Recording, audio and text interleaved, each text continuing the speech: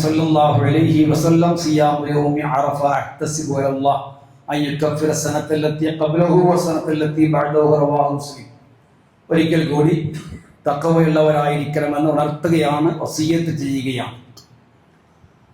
നമ്മൾ നിലകൊള്ളുന്ന ഈ ദിവസങ്ങളുടെ പ്രത്യേകത ഞാൻ കഴിഞ്ഞ ആഴ്ചയിൽ പറഞ്ഞു. പ്രാർത്ഥനകൾ കൊണ്ടും സൽക്കർമ്മങ്ങൾ കൊണ്ടും ഇബാദത്തുകൾ കൊണ്ടും ദാനധർമ്മങ്ങൾ കൊണ്ടുമൊക്കെ ധന്യമാക്കേണ്ട ദിനരാത്രികളാണ് കഴിഞ്ഞുകൂടുന്നത്.